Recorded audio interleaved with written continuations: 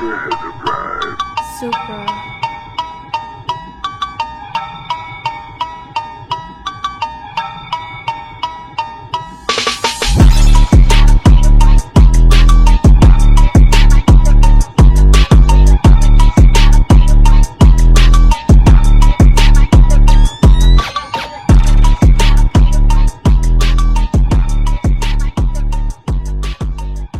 What's going on, guys? Welcome back to the channel. Welcome back to the garage.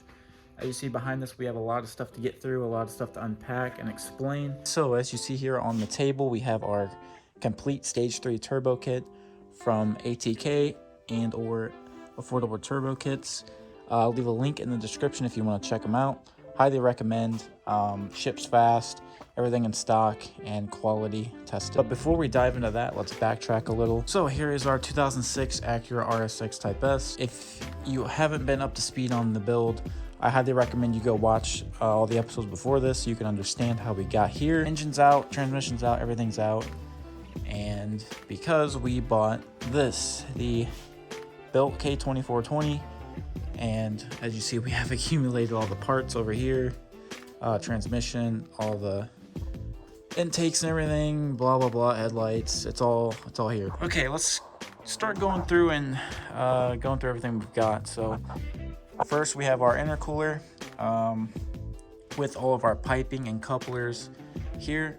So I just put everything kind of in order. Everything, all the clamps, everything it comes with, everything's here. Move this way, we've got our blow-off valve right there, and the gasket obviously comes with it. Some more stuff here. Move this way, we have our sidewinder manifold. Loads on it look pretty good, and it comes with a gasket, new threads and nuts. And then we have our wastegate. This is an external wastegate from Turbo Smart. So it's all in there in the box. Comes with the wrench, some more gaskets, hardware. Here's our oil feed line in this box. We have the hot side here, and then the meat and potatoes is our Pulsar Turbo. So this is a PSR or Pulsar 3582.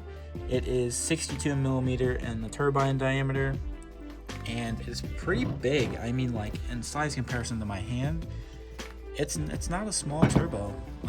You know, for a 4-cylinder standard, it's actually a pretty decent sized turbo. So everything's good, wheels good, brand new. Here's the box. All this stuff's brand new, but very excited about all this. In the turbo kit, you can run a ATK wastegate, or you can get an external Turbo Smart wastegate, so you upgrade to that. And then obviously there's a bunch of different turbos you can upgrade to, and I just upgraded to this. So you're probably asking me, well, how much was all of this? Well, with my upgrades, specifically, this was about $2,800. We'll call it, after everything, we'll call it a $3,000 turbo kit. So it comes with literally everything. It came in like 3 boxes. It took me like an hour to unbox all this. It was all nicely packaged, and it's everything you need. So I highly recommend it. So now you're probably wondering, like, you know, we've got the engine out, and by the way, the stock K20Z1, I sold that, so that's, you know, nowhere to be found over here. That's why you're not seeing it. Probably wondering what's next. Obviously, I can't put the motor in yet because I don't have clutch and flywheel. I'm still waiting on that. So that is next, clutch and flywheel. I have to get a new ECU, and then mounts. I have to get motor mounts, because, or all the mounts pretty much, because these are in very bad shape, and I mean very bad shape. Plus, you don't want to run stock mounts on a high horsepower boosted setup. You want that to be like, the rigidity to be like as stable as possible. So we're gonna get solid mounts. As for the exhaust, it's still up in the air, because we have the ability with this kit, with it being a Sidewinder, we have the ability to either run, and this is all can be custom. We have an ability, we can get a downpipe and connect to our existing 3-inch, which is probably a more likable thing to do since I already invested in that exhaust. It's still on there, it's still attached. So we can do a downpipe to a 3-inch all the way back, or the obnoxious hood exit. So we'd have to cut a hole in this hood. I don't think we could do a fender exit because of how tight all this is. So I don't think that's in question. Bumper exits, I don't think are possible. And if they are, they're probably gonna require a load of fab money. So I don't think I'm gonna do that either. And then finally, what we could do is still run a downpipe and then just dump it. And with the wastegate dump, just dump it somewhere under there. But again, like I said, that's later down the road, but it is worth thinking about now, so I can kind of build around it if I need to make room for what. So let me know, what should I do for the exhaust setup? We have a bunch of options and we're open to pretty much anything.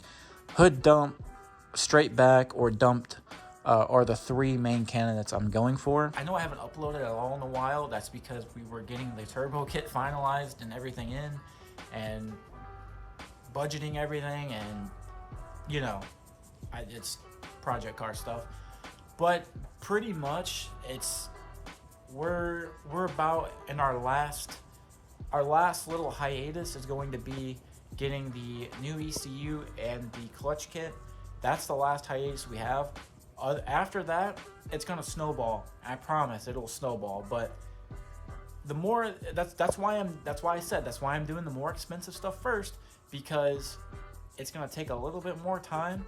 But then when we save all the other stuff for last, it's gonna snowball. Everything's gonna be coming together, and it's all gonna make sense. So trust the process. When it's all together, we're gonna have to tune and iron out a bunch of stuff, and I'm ready for it. I'm understanding it's gonna be a project after a project after a project, but that's all the fun in it, and I can't wait for it. Next video, we do have our new fuel system coming, so be on the lookout for that video. I will see you guys next